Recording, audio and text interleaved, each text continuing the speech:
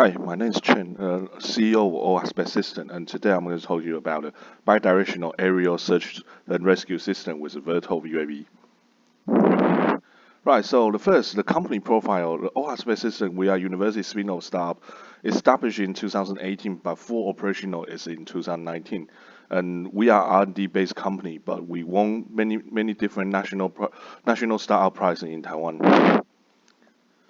Okay, the company is still small. In the first stage, is still small. So the founder and the co-founder together, we are actually the original developer for the open source UAV, and we both have experience in Europe and in different country. And altogether, we have more than 10 years experience in the US development. Right. So why is this topic? Because to allocate people after the disaster using the aerial search is actually the most economical way and also the quickest way. But to do this, I mean, the history has been proved this to do this is economical, but there are certain few problems. So now, if we look at number, I mean, those problems. What are those numbers? If we look at the number, statistics from the aerial search and rescue in Taiwan shows that on the mountain search and rescue side is less than 50%, and on the maritime is even less than 10%. So is this just by country or this is everyone have the same problem? So now we look at the statistics from the mountain disaster in Nagano in Japan. In Japan, in last few years, it shows that only 32% are rescued. So 68% are wasted just for random search.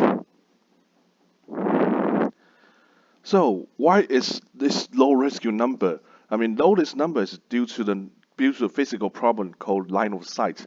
The search and rescue mission is based on the visual range line of sight. So you have to see the target in order to identify the target and then to locate the target. And this means the range is very low, and then you have to fly above the target to do that.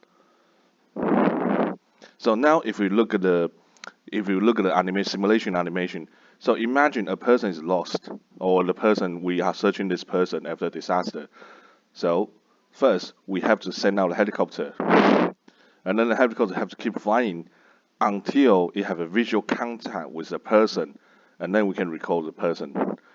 Now, if we're using the OR new method, is that each person now carry the position tracker, and then after disaster, they activate the tracker. So the tracker still red line means it's in the emergency mode. So we send out our UAV to do the search, and then while the UAV flies to a certain distance, it connect to the person now, and then that signal is transferred back to the ground station to show where the person now is located. And then once this is done, and then the ground station confirm that okay, the person has been located, you can send back the signal to the rescue person saying that okay, the light turns green. It shows that if now this person needs to be rescued, the green light shows that okay, the UAV or system has found it. So they want the person he or she to stay in the same location, do not move because the rescue is on the way. So the communication distance could be a few kilometers between the UAV and the person now, but the communication distance between the UAV and the ground station could be several 10 kilometers away.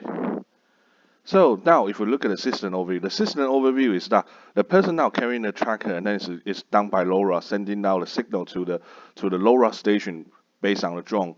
But the drone has bidirectional communication between the LoRa and then also its telemetry. So the telemetry will basically the drone will compute the data, and then telemetry will send back to the ground station. And then the ground station, obviously, our ground station at the moment is standalone system, but the data from the ground station could send to the internet or telecom or etc. So we could do it this way. And then we are not just talking about the concept, we're actually making it. So now we look at the real hardware. What's the real hardware look like? At the moment, the personnel tracking system, we set that everything in the box, in the waterproof box.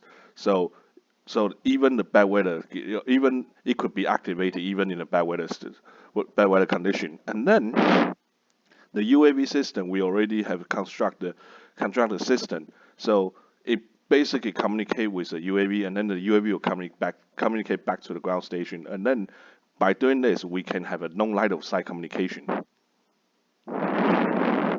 Okay, so now if we compare our system, our search and rescue system to the conventional aerial search, is that the price is not just cheaper.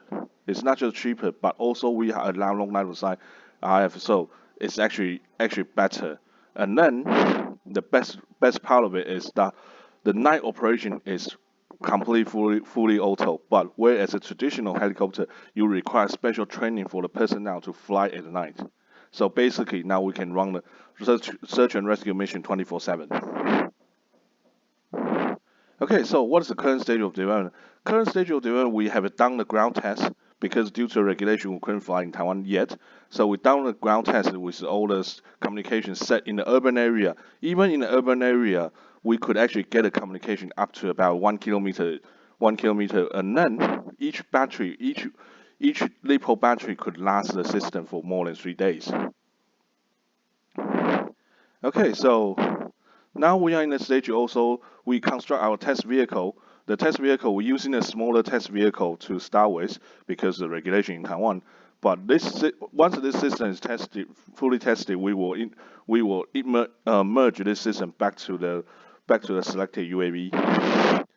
And yes, we actually build it. We actually build it, purchase it, and build the whole thing. So the selected UAV is a vertical fixed wing, and then wingspan of 2.5 meters, and then with the flight speed up to about 100 kilometers per hour, and endurance of 2.5 hours. So it means that each search and rescue mission, the radius of search can be done in 90 kilometers. And then the most important part is this aircraft is a main portable site. So that means during the emergency, the personnel can move this aircraft to the location very quickly. So even though this is a search and rescue mission, but is this economical? So if we look at the market size globally, the UK estimated 170 million pounds per year for search and rescue mission in mountain area only. That's only in mountain area, so it could be no more in the other area. And then the world market for search and rescue is estimated to be 126 billion US dollar in 2022. So the growth rate is about 2.3%. So it is a good market to go in. So what is our product? What is the future of our product? I mean, even though it's a search and rescue mission, but in future we would like to build this product, embedded this system into, for example, life jacket or a survival pack. So for example, each life jacket and survival pack is fitted with this system. So when the person now is in the emergency situation, it could activate the system. So the UAV could quickly locate the person now, and then we could send the proper rescue to rescue those personnel. Okay, so this is the end of my presentation. I hope you like it. And then if you have any question, please feel free to contact us through the email as listed in this presentation. Right, thank you very much.